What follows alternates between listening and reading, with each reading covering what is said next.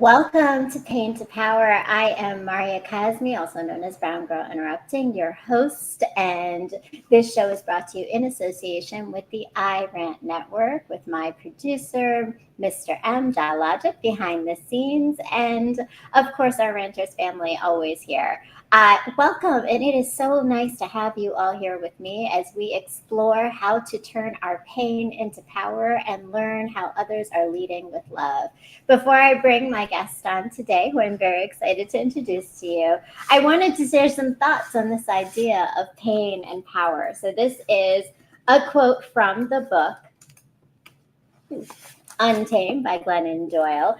And I love this one in particular. She says, "We can make our own normal. We can throw out all the rules and write our own. We can build our lives from the inside out. We can stop asking what the world wants from us and instead ask ourselves what we want for our world. We can stop looking at what's in front of us long enough to discover what's inside us. We can remember and unleash the life-changing, relationship-changing, world-changing power of our own imagination. It might take us a lifetime. Luckily, a lifetime is exactly how long we have."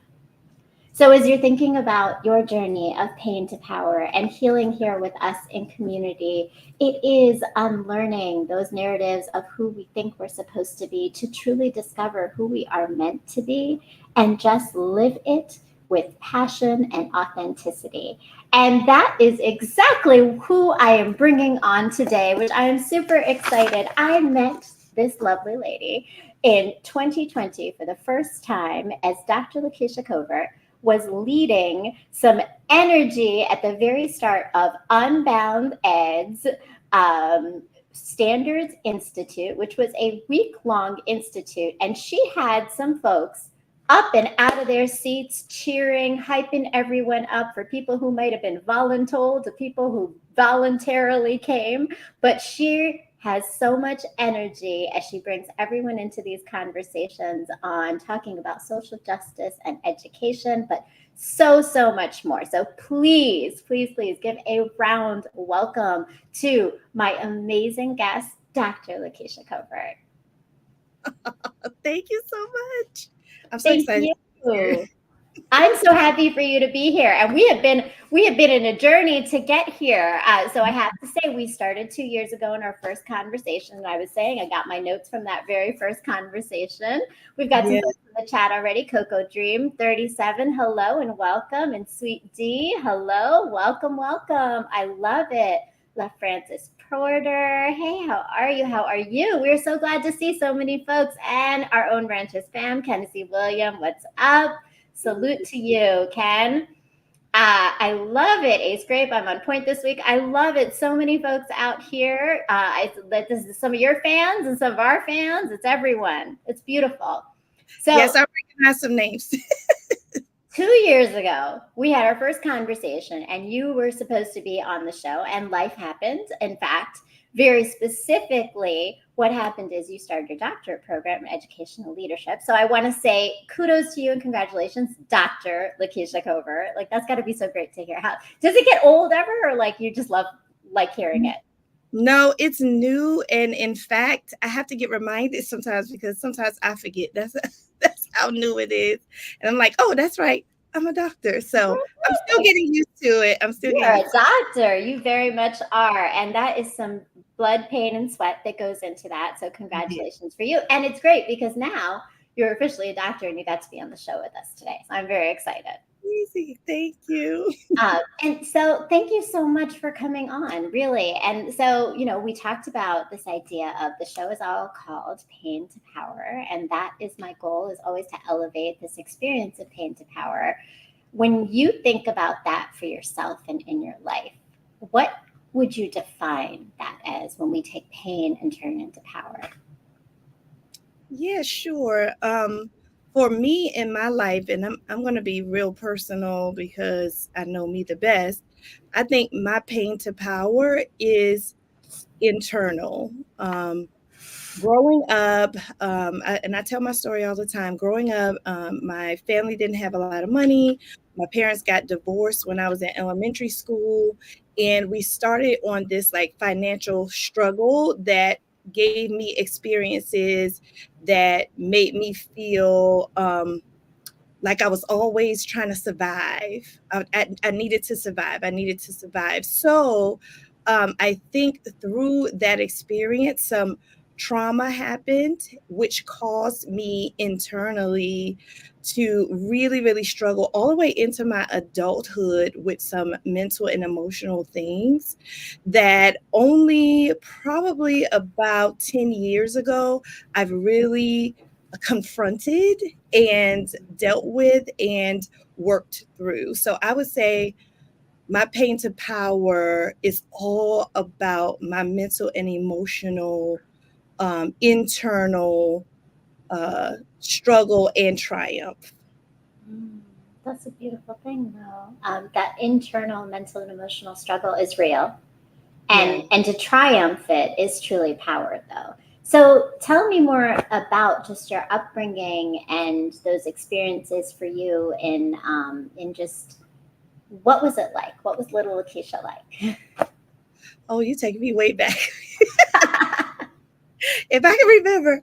Now I was always jolly. Like my aunt always tells me, she said, your eyes are still the same. They're always like excited to do something. And I think I was like that as a child. I've always been busy. I've always had to do like just a lot of stuff. I grew up in a really big family. I have a lot of aunts and uncles. I am the oldest of 11 children myself, seven on my mom's side and four on my father's side. That actually, the four on my father's side, I just met in my adulthood. So I grew up thinking I was only the oldest of seven. And then around in my 30s, I realized I was the oldest of 11. And I was like, oh, I'm still the oldest. Okay. so, so I grew up in a really big family in Washington, D.C. Uh, grew up really to today's standards really poor, and just trying to live, trying to make sure we have a roof over our head and things to eat. But despite that, I really believe I grew up with love. Everyone loved me to the best of their ability, even when it wasn't right for me. I do believe in my heart that everybody loved me to the best of their ability. And then just like all big families, sometimes you're seen, sometimes you're not seen, sometimes you're protected, sometimes you're not. And so I've had all of these different experiences as a young child that I know for sure affected how I thought and moved as an adult. Hmm.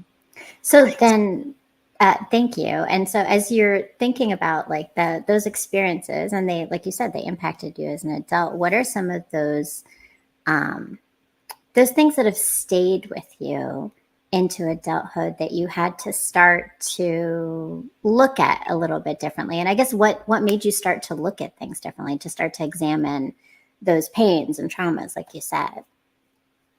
Yeah, so I really don't think I was looking at myself as being different until high school. I think high school really made me look at myself and say, "Oh, you're different," because high school gives you experiences, right? You go on Mhm. field trips, and I was on the cheerleading team, so we would travel with the basketball team, and I sang in a choir, so we would go places and sing. And I realized that there is a whole nother world out there than the little block I grew up on.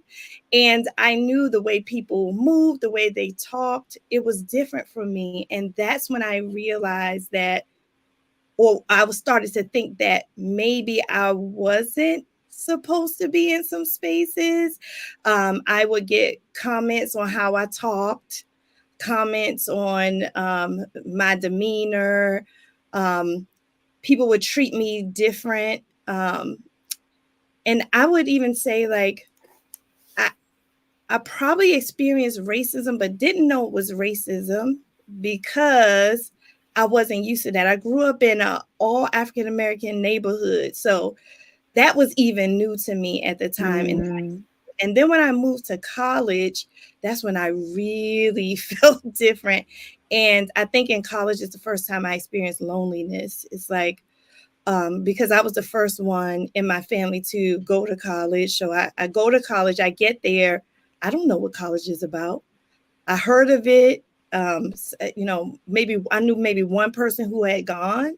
So I didn't really know what to expect. Mm-hmm. And then when I get there, it's like a whole different world again. It's like school and people from all over the United States. And I didn't know my place. And so I start to feel lonely in that space of college. And then, um, even though I presented myself as confident, I always present myself as confident, even when I wasn't. But people didn't know what was happening behind the scenes. Like when you wake up in the Mm-hmm. morning and you can't come out the bathroom, or when you're shaking so much inside, you feel like you want to throw up. Like I would have a lot of those experiences, but nobody would know because I would present myself as always being confident. Even presenting in front of class in college was difficult for me.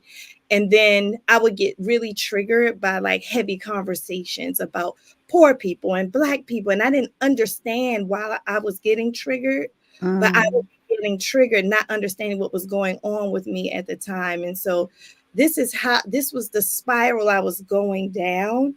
And I think I may have experienced my first bout of depression, um, like in my first, maybe like my third year of college.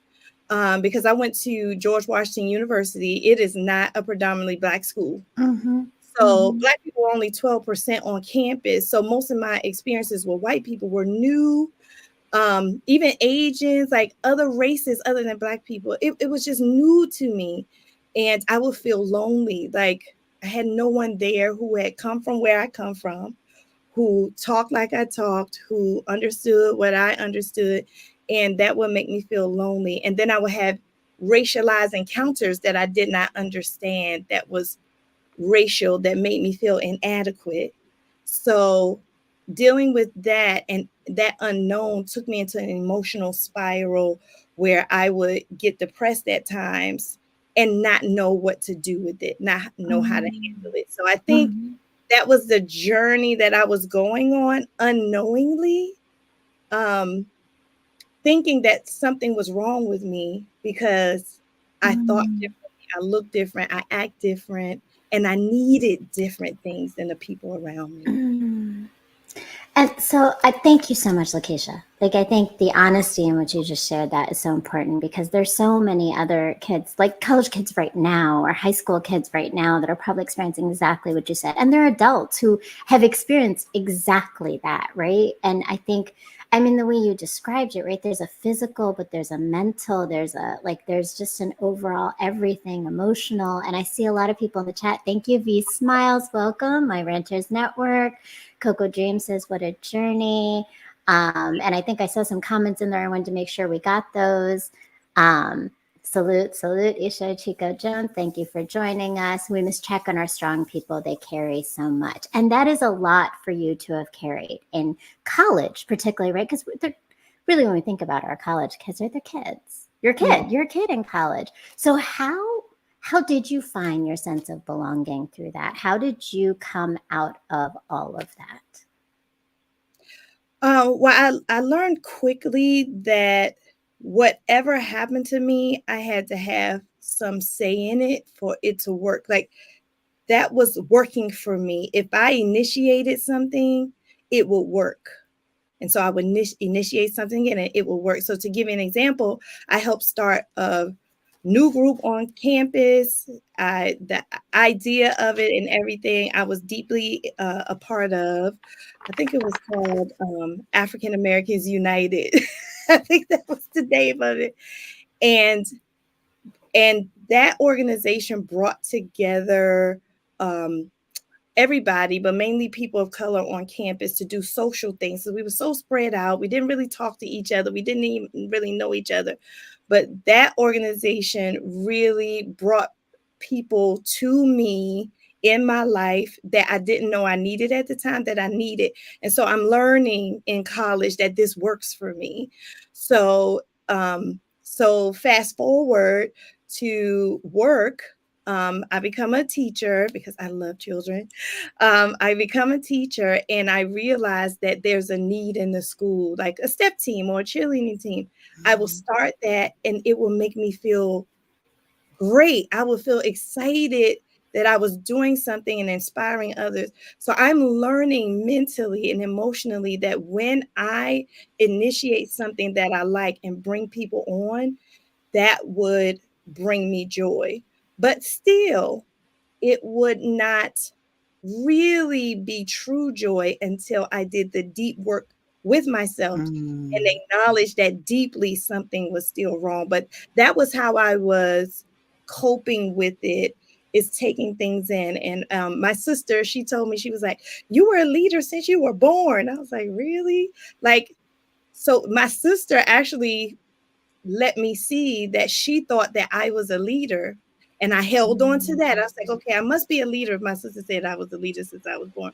So I took that and so leading became my way of trying to cope with being different and cope with being lonely, leading something that brought people to me and that made a difference. I knew that was the thing that was healing for me. That's beautiful and such an amazing way to transmute, right, that pain into now creating community and connecting people, which it sounds like did give you something. It didn't give you everything, but I think even that acknowledgement that it's like it was a starting point, right? But from that starting point, you had to now dig into yourself, because so what I'm hearing is that it was like going from that loneliness to community, but there's still a little bit of loneliness within you. Yes, because as a leader, just some people are natural born leaders. I believe I am. I really believe I am. As a leader, you often feel like you're on a journey by yourself. And it's okay. Like, leaders are okay with the journey being by themselves. But sometimes it's not okay. Sometimes you just want somebody to talk to vibe with, to be on your level. And sometimes, like somebody said in the chat, you just want somebody to take care of you because you spend so much time taking care of other people. Can somebody take care of me? I know I'm strong. I know I'm confident. I know it seems like I got it all together. But do you know me well enough to know when that's not happening? That's such a So, powerful thing. Do you know me well enough? Well, and do I know myself well enough to recognize when I'm covering something and not really recognizing that too? yes, I'm so glad you said that, because one of the struggles I had too was expression.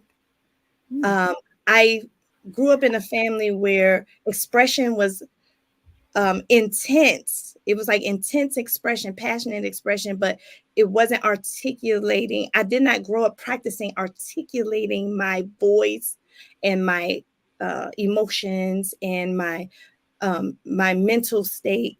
And I had to learn how to articulate that for people to understand me. And I realized that that takes practice. Like, a lot of people, they don't know how to talk it out and talk it through. That wasn't part of my community. In my community, you put your hands up if something's wrong. It was no talking anything through. So I actually had to learn that. And so when I did get agitated or frustrated, my first inkling was not to talk, if you know what I'm saying. So, so I had to learn how to express myself and not because I know I lead with anger. Like, my personality always leads with anger, and then I back off.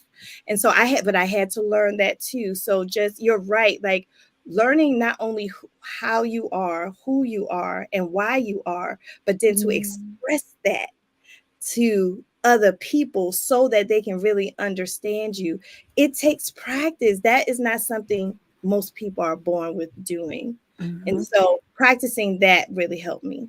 Well, I love that. And when you said that, the reason I made that expression, because I was like I said, I announced, like at the very beginning, I was like, she was leading everybody in the conversation. Like, the energy, the expression is, to me, what I saw about you right away. Right. Like, so, but I think what you speak to is the complexity of when we have an outward appearance that people think they may know who we are, but in fact, inside and internally, we have our own struggles. And so I would ask you, like, when you said it takes practice, does it also somewhat take bravery, or did it take some kind of a bravery to do that expression? Because I always wonder that, right? To express our ideas and our feelings, we have to feel safe enough that they're going to be received too. That's part of the restriction on that. Yeah, yeah. I feel like I still work on bravery. To this day, I think I still work on bravery. It does take bravery, but it also takes you having somebody in your life who models it. I had to learn it because I never experienced it. So, my husband, we're high school sweethearts. So, in high school, I met his family. And when I encountered his family, I encountered a different way of communicating, a different way of loving, a different way of handling issues that taught me that there was a different way that was okay, that did not compromise me as a person. It's a different way to express myself that did not compromise who I was or my personality or my soul. So when I got that model, I tweaked it for myself and practiced so that I will be able to turn into something that now this is Lakisha's way of expression. But it does take courage. Like for me, I think my healing was around being loved, learning how to love, because I had to learn that too. And then having the courage to take risk in certain situations with that love. Because when you're in survival mode, you don't just give your love away, you protect it.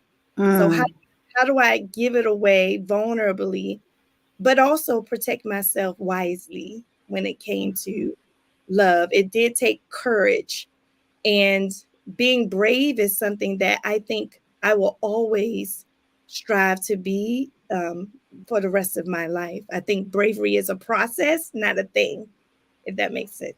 Yes, entirely. Because I think new experiences require different levels of bravery, right? So you're discovering things about yourself along the way. And I love the power of what you said in saying that you didn't want to lose you. Like you were learning a new way of expressing yourself, but also maintaining Lakisha and who she is. I see the chat blowing up. I want to honor it, and then I've got some more that we're going to dig into. So thank you so much. Sweet D says, great conversation. Welcome, Sweet D. So glad you're here. Coco June 37 says, becoming a leader during a period of loneliness is powerful.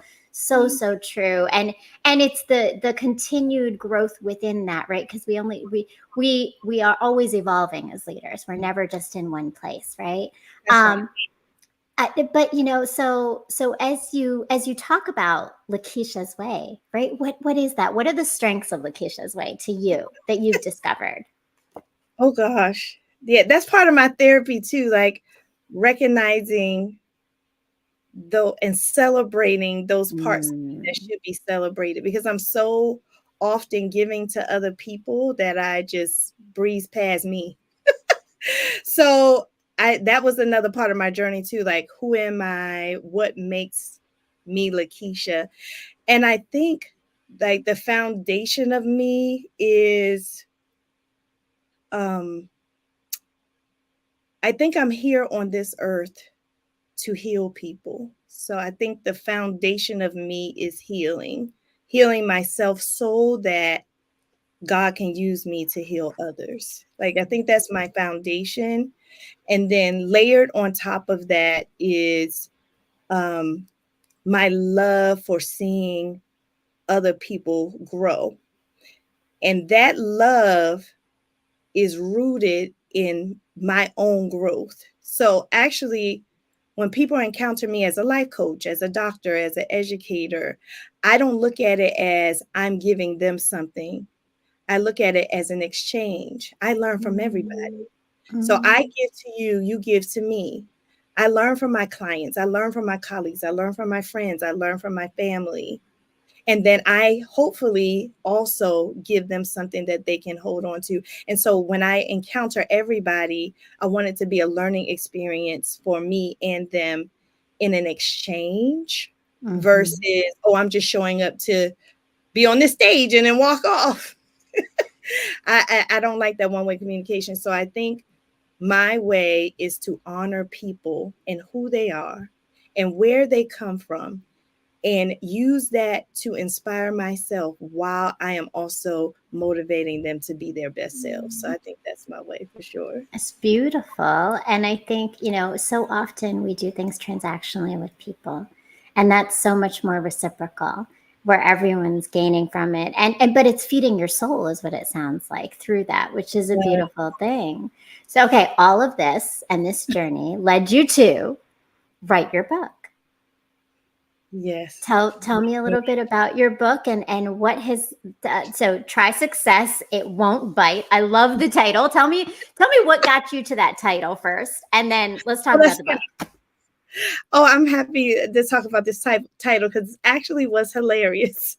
So, I wrote the book while I was a principal of a school on the weekends. It took me 2 years on the weekends. Every weekend, I would write a little bit, until I got to 10 chapters. I was like, okay, that's enough. And I would write this book. And I decided that the base of the book will be excellence. So excellence has 10 letters in it. So each chapter starts with a letter in the word excellence. And I do a lot of symbolic stuff like that. So I knew that was the book, but I didn't know the title. I was like, okay, this is the book. It's about excellence. It's like sort of like a memoir and a life coach in a book. I wanted it to be a life coach in a book. Like, even if you couldn't afford a life coach or go to a life coach, you read my book and you feel like you are going to make some positive change. So I had the book, was ready to publish it, didn't know it. While I'm going through this process, I go into my garage and I come out the next day with a huge like sore on my forehead. And I'm like, okay, it's just maybe like I just got bit by something. But it kept growing and growing and growing. It was awful. Like, I had to wear a headband and everything. And then when I went to the doctor, they were like, actually, we don't know what bit you. We don't know what bit you. I think it was a spider. To this day, I'm thinking I got bit by a spider. I have no idea because it was just huge and nasty and ugly. And I was like, wait a minute, you know what? That bite is symbolic of what I went through in my life and what people go through. Like, you're just on the path of life, and then something bites you and it gets nasty and it gets ugly and it grows, but yet you still have to deal with it. I still had to go to work with the headband on. Mm-hmm. I still Can't stop. So I said, okay, this book is about excellence and success your way. And I'll talk about what success means too, because it's different than what people think about success. But I was like, okay, to get to success, it's going to be painful, or it might not be, but it's going to be a process, a trial, a tribulation, similar to when you have a big nasty bite on your forehead and you still have to perform and go to work and everything. So try success, it won't bite means that even if you feel like it's going to be ugly, that it will hurt you, still try it and keep going. And I love that because it's the fear, right? People are so fearful of success. We want it, but we are fearful of it at the same time. And it's such a weird dichotomy, right? But I love, I mean, everything about that, right? First of all, when you said each letter stands for a part of your chapter in your book, I was just thinking that is Lakisha all the way through. I'd like gotta have an acronym, and that acronym's gotta have a something to say about a message, right? That's beautiful, and I love it. I love it. But so what is success to you then? Yeah, so I talk about in the book success not being money, cars, and clothes, because I have studied happiness, and happiness rarely has anything to do with being rich. As we know, a lot of rich people are unhappy, but success is your personal peace, joy, freedom, and happiness. So that's what I talk about. Success is, how do I gain peace? How do I gain love, joy? Freedom is my favorite word. How do I gain freedom, and how do I gain happiness? To me, those things give you success. And guess what? The money is just a residual effect. So in doing that, getting the money is a nice icing on the cake. But you say, if I have $1 million, I'd be happy. Really? You think you're going to be happy if you get $1 million? Let's see. Did you do your work yet? So, yeah, so that's what I talk about in the book. Just experiencing these things in a way that still gives you life excellence. Like one thing I talk about in the book is the power of change and anticipating change. And I when I coach people, I say, you know what? Life is built to bring you problems. Because people think they don't have to go through problems. They say, oh, I have a problem today. I can't believe this happened. But life is going to bring you problems. So let's establish that life's job is to bring you problems. But what's the purpose of problems? The purpose of a problem is for you to grow. Come on, that's right. It's for you to grow, solve it, get better. So let's wake up every day saying, what problem am I going to have today?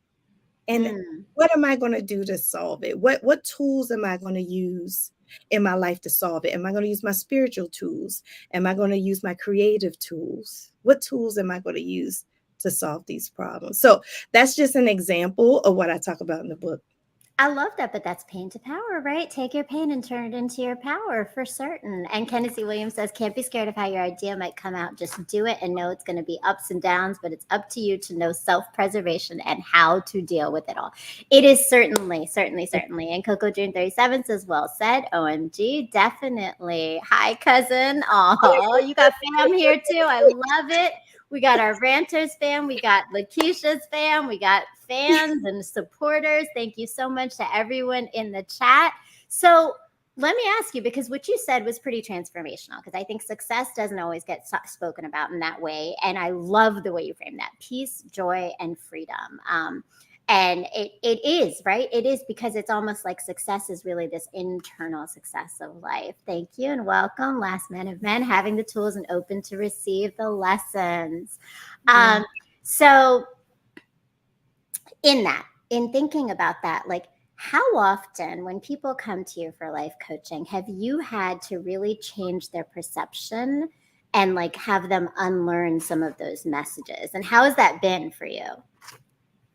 Oh, it's been so great. I love life coaching because my clients come to me about something, but it's always something else. Like, a client may come to me because they want to learn how to start a business. Okay, but before you learn how to start the business, you have to deal with this thing over here. Maybe it's procrastination, or maybe it's like a deep-rooted need to do something different that may not turn out to be a business. It may be another direction. So for me, the joy is like the journey. Like, what journey are you going to go on, or how can I really address that you want to start a business in a way that once you start the business, you'll sustain it. So that is the powerful thing to me about life coaching, and just encountering people from all over. Most of my coaching is on Zoom, so I can coach anybody from all over the United States. And just hearing that even though we come from all different parts of the United States, and even internationally, but we all have the same things that we're dealing with.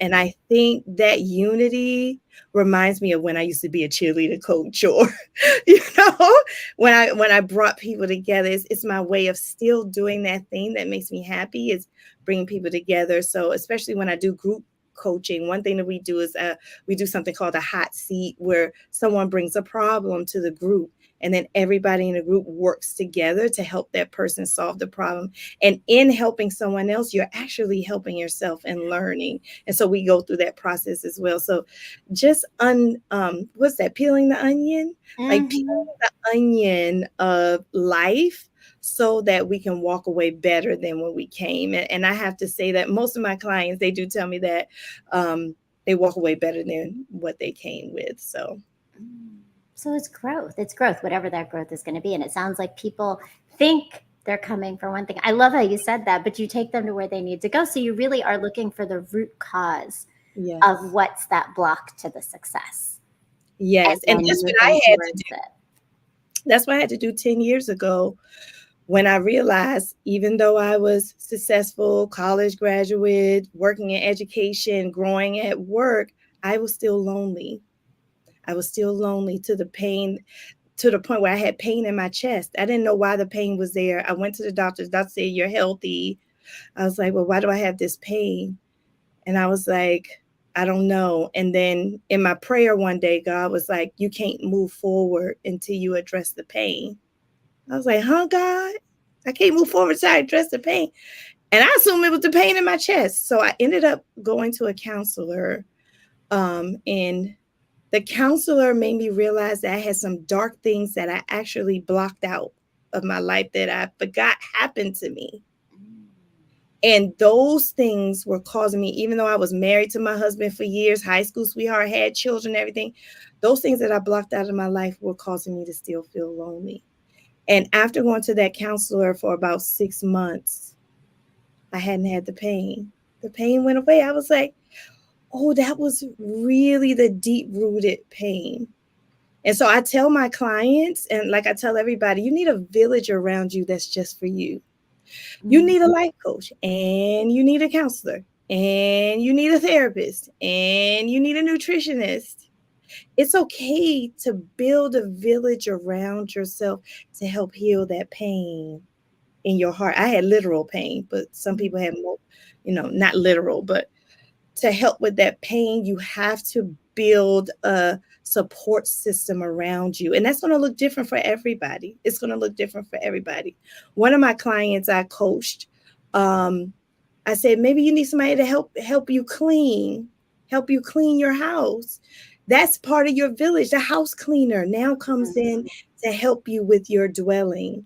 So how can you use your resources, limited or not, to help build a village around you? Because that is going to help strengthen you and give you room to heal. I love that, because so often, particularly as women, we think that we need to do it all ourselves. And that is an unlearning right there. That village, this idea to reach out to others, to want others, and to need that as a strength is so powerful. And I love that that's the message that you are sending. So who is your village? Now you had your counselor, but who is the rest? Like, who are some of the people in that village for you that have helped you continue to stay strong and power through the challenges? Because like you said, problems are going to happen, right? So who has helped you through those things? Oh my goodness, a lot of people. If I leave you out, I'm sorry, Charles. Well, and it doesn't even have to be names, but just right, like So Well Soul. No, but I do I've want to learned make that from Lakisha, and I have become a much better human. Oh, That's a testament to your work. I love it. You know what? I think I have to give it to my husband. My husband knows flaws and all, and he still loves me so unconditionally and so lovingly, that I definitely think my husband being my best friend first in high school and then morphing into this beautiful relationship where we have kids and everything. Definitely my husband is one of those people who I feel like is part of my village. And then of course my mom. She calls me every single day and she checks on me when I'm traveling. I just want to know you're okay. Like, to know that someone is thinking about me, even though I'm just doing what I do, is so powerful. And I want to say my sister, she lives like 10 minutes away from me. I think she's on here. She's like the wind beneath my wings. Like when I need a cheerleader, like my sister's my cheerleader. She's like, you can do it. Oh, I know you can do it. Don't worry about it. Like, she's the one who saw me before I saw myself, my sister. And then I can say all of my other family, my cousins, you see my cousins are here. Hey, cousins. They bring me joy. And then I have to give homage to my friends.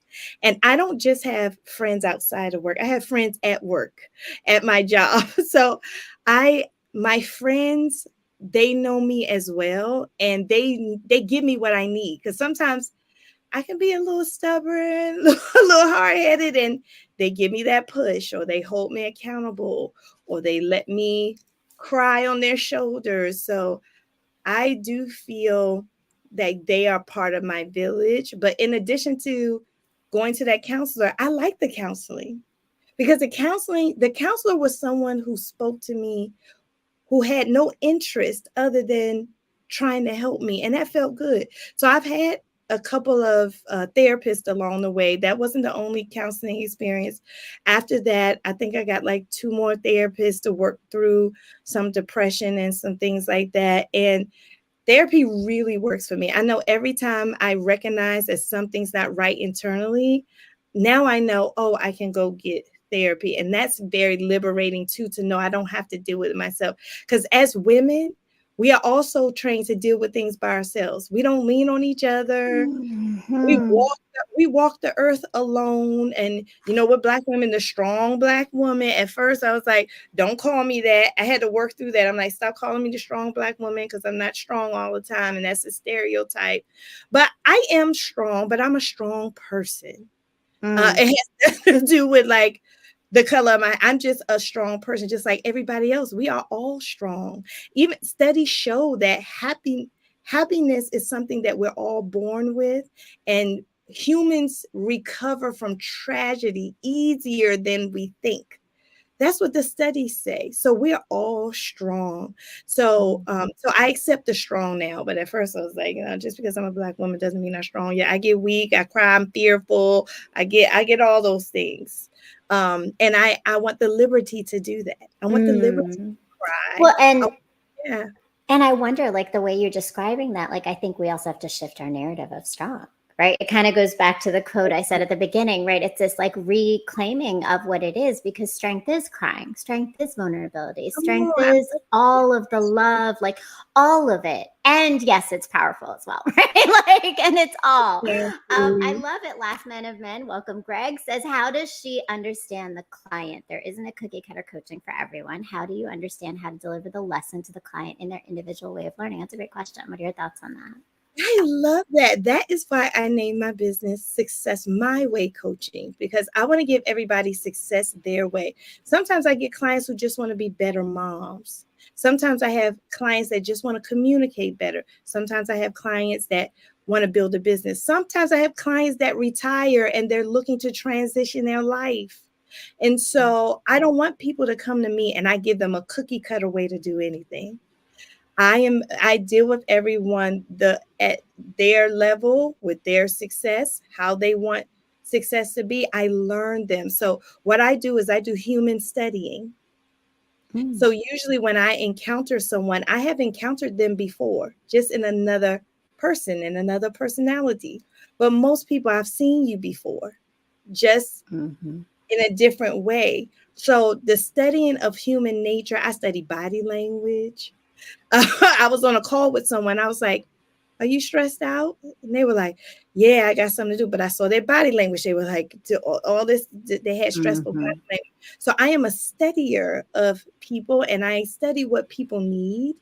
And I seek to coach them in what they need. And when I coach, I don't tell people how to do things. I suggest, because I want people to take ownership of their own journey. So I suggest and help them along their journey and give them work along their own individual journey. And that's why my business is Success My Way, because my clients get success individually. Everybody should feel like I'm dealing with their issues individually, and not that, oh, you're just coming into Lakisha's program. I do have courses and things like that, but I don't bring people into my program. I actually enter into theirs. Oh, that's beautiful.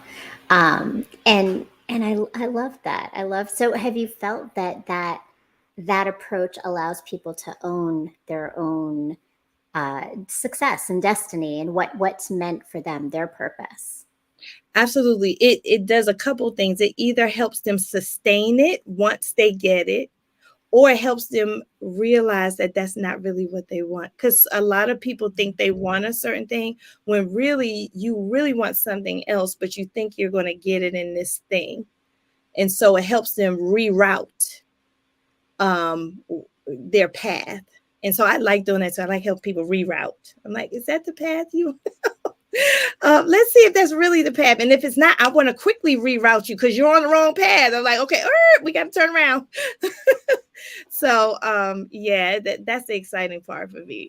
Well, I love that Coco Dreams says so success looks differently for everyone. It does, right? So I want to take us back a little bit because we're starting to talk about leadership, and leadership is your knowledge base, right? Like that is important to you. But I'm wondering, you mentioned a lot about this, the loneliness that you felt as a leader. Yeah. Are there certain things that you've noticed and patterns for particularly leaders who are women that are those challenges that you see people have needed to overcome, or even like suggestions you have of ways to approach being a leader as a woman? Oh yes, wow. Um, so the first thing about being a woman in leadership is that it's not a lot of us. So that's where the loneliness comes from. You enter into the stratosphere of work that's male dominated. Mm. So then you try to find your way in that, and that can be a struggle. So for a lot of women leaders, it's the struggle between giving your all at work and giving your all to your family, and trying to figure out the way to do that. I hesitate to use the word balance because there's really not a such thing as balance. But you can have the ratio. The ratio can become something that you're satisfied with, if that makes sense. Mm-hmm. So Mm-hmm. with women leaders, the ratio of work to family to self has to be right in order for them to thrive in leadership. And so, as a leadership coach as well, I help leaders try to find that ratio that works. Because as a leader, the reason why you are a leader is because you do what nobody else does. You're willing to do what nobody else does. Somebody say, "Well, what is a leader?" It's somebody who's willing to do Yeah. what nobody else will. So in doing that, you may have to sacrifice some parts of yourself, some parts of your family. And sometimes that doesn't feel good. It feels out of balance. And so how do I work that so I won't get depressed? So I'll get lonely, but how do I pick myself back up? So some of the Mm-hmm. strategies I use with leaders is to help them learn more about who they are. So I give them a lot of assessments. One assessment that I absolutely love, and I suggest every leader take it, is the Enneagram assessment. Have you ever heard of the Enneagram? No, tell me more. The Enneagram, I love this assessment because it was created with different religions and nationalities in mind. It's an internationally woven assessment, whereas most personality assessments are created by white men. Mm-hmm. This one more this one is more international. And what it does is it gives you a number, and based on your number, it's a test of your core desires and your core fears. So when I give a leader this test, it tells me the leader's core desires and it tells me the leader's core fears. And it tells me how they are in different spaces, how you are as a mom or as a worker or as in a relationship with someone. And so when I share these results, and I do take like whole sessions to just go over the results with leaders of this test, it opens their eyes, say, you know what? I feel like I want to give up, but really I don't want to give up. I'm just experiencing something that's so hard for me right now. I'm trying to back up out of it. So how do Mm. I lean in and with that instead of backing out of it? Because I'm really happy here. I'm just struggling really bad with this one thing. After that test, they may realize that you are where you're supposed to be as a leader. So let's talk about some strategies you can use to fix those seemingly humongous problems. But yeah. I think that's so powerful though, because this idea of fears, right? Like part of it is when you name a fear, you're able to actually counter it, or to get over it a little bit, because now you've identified what it is. And it sounds like that almost takes the stigma from fear away when you introduce it that way, because now I'm ready to tackle it. Now I'm seeing it as, okay, it's really a barrier to that I have to bridge to get to the next place. Yeah, it's like fear in its place, because fear is this big thing that stops us. Fear is a dream killer.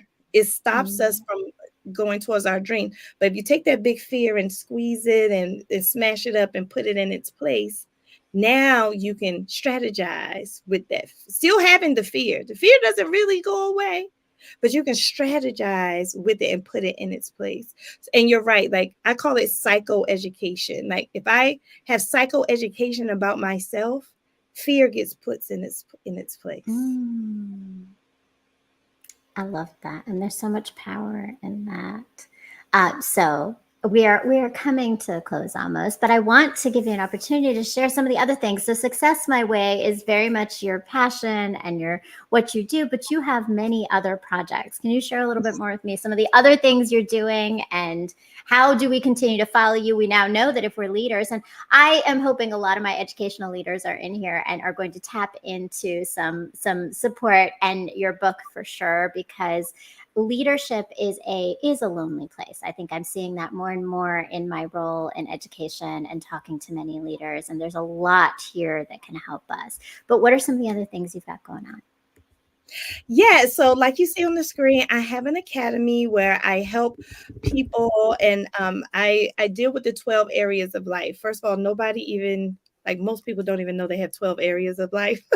What are the 12? Well, now we got to talk about them. What are the 12 areas of life? I mean, Lakisha, you opened it up. Let's see if I remember the 12 areas. Okay, let me see if I can remember most of them. Okay, so creativity, community, money, spirituality, travel, family and friends, intimacy. And intimacy is with a spouse, or into me. See, that's like I call it love. It's the love category. Okay, I can't remember the rest of them.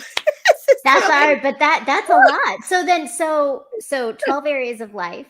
And then what do we do with understanding these 12 areas of our life?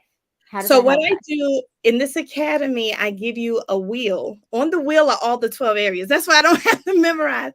And you rate your satisfaction. You rate your life satisfaction on this wheel. And then we talk about it one-on-one. What are the areas that you're not satisfied with? And then I take people through a series of lessons. And then I give them the wheel again at the end of the 6 weeks or so.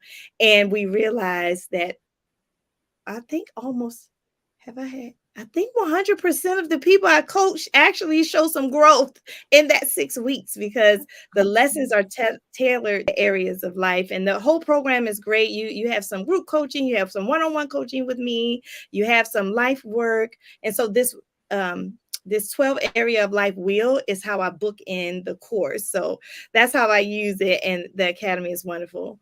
Also, what I have cooking. Yes. And those are my 10 coaching principles that I use throughout the lessons. Also, I have going on right now, because it's very timely. It's almost Christmas. And if you notice, I have a Christmas tree in my background. It's because I love the holiday of Christmas and I love children. So smash them together, and I created a nonprofit called the Christmas Experience Incorporated. And it is a 501c3 where I help children who were like me, who love Christmas but didn't have the means, the money to have a great Christmas. I help children have great Christmases, and I provide toys, food, and Christmas trees to families in need. I work hand in hand with schools and crisis centers to serve them. And I'm happy to say this is also our 10th year in existence. We are partnering this year with Target Corporation to do this locally for the DMV. So I'm really, really excited. And so I'm knee deep in that right now. So that is definitely like my heart project. Is the Christmas Experience Incorporated. And I have a fantastic board, all women of color, the entire board. And we have been doing this for a long time. So I just want to shout out my board, shout out all of my volunteers. I have 20 plus volunteers. Shout out Target for your support and your grant help with everything. So if you want to learn more about that or donate, please go to tchristmase.org, tchristmase.org, and you can find pictures there and learn more about the nonprofit. I love it. And it's also in your direct me or your link tree, which is linked down below in YouTube. Make sure you go and check it out. That link will take you to all of the YouTube channels, the books, and my Christmas experience as well. So you'll be able to donate. And definitely that is so timely with the holidays coming up. Thank you so much, Lakisha.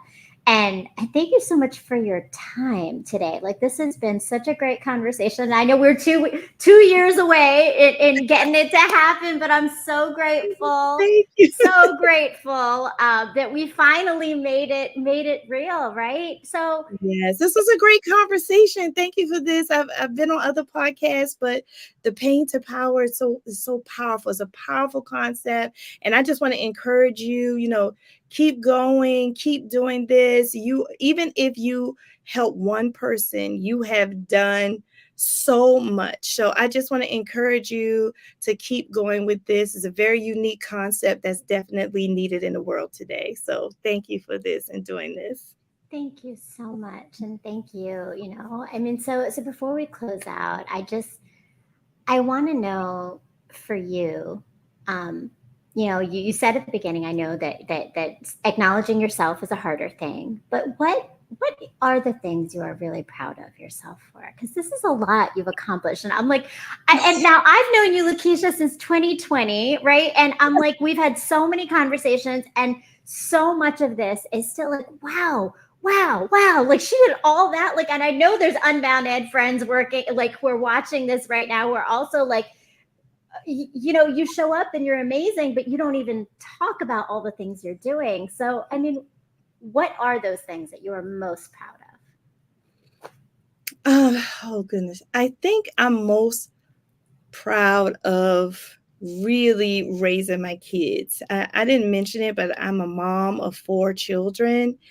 And to be true to myself while also raising human beings to be true to themselves and to see their growth. 2 of them are grown at this point, and to see them as grown people doing their thing, I'm like, yeah, okay, I did something right there. So I think that's like one of the biggest things I'm proud of. And then another thing I think I'm proud of is my revelation that I have a gift, and that gift must be shared in order for me to feel fulfilled.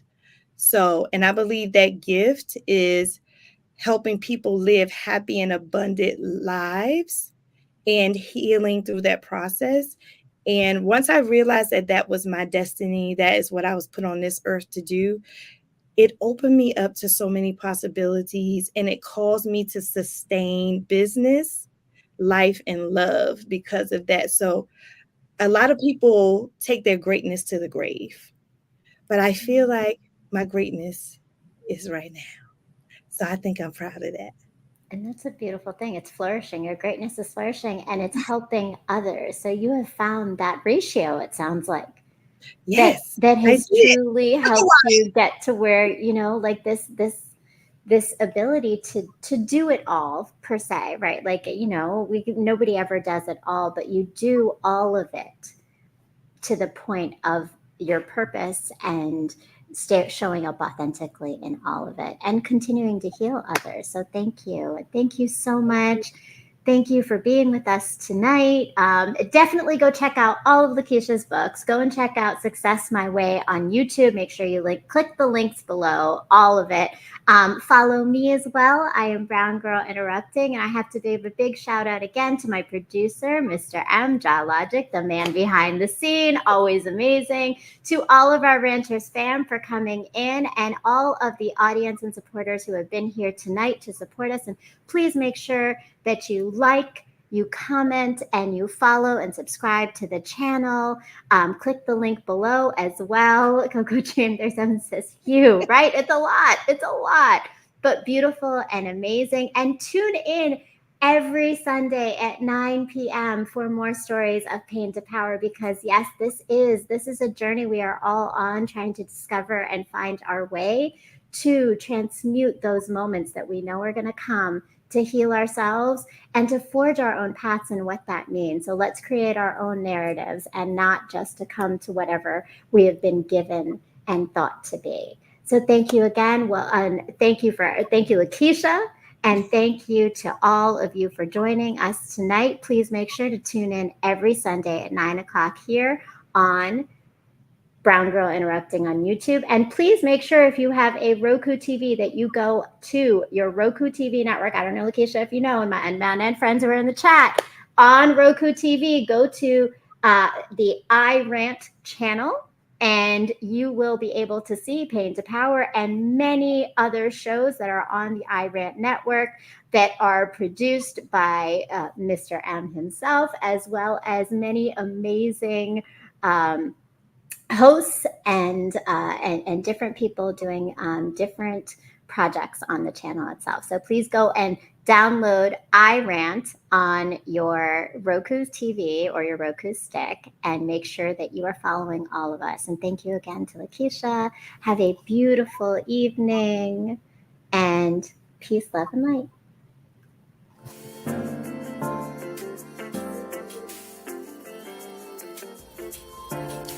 My world has slowly crumbled around me countless times, and every time I rebuild with the pieces I've been given to birth something so transformational and beautiful that no one else knew might exist before it was shown to them.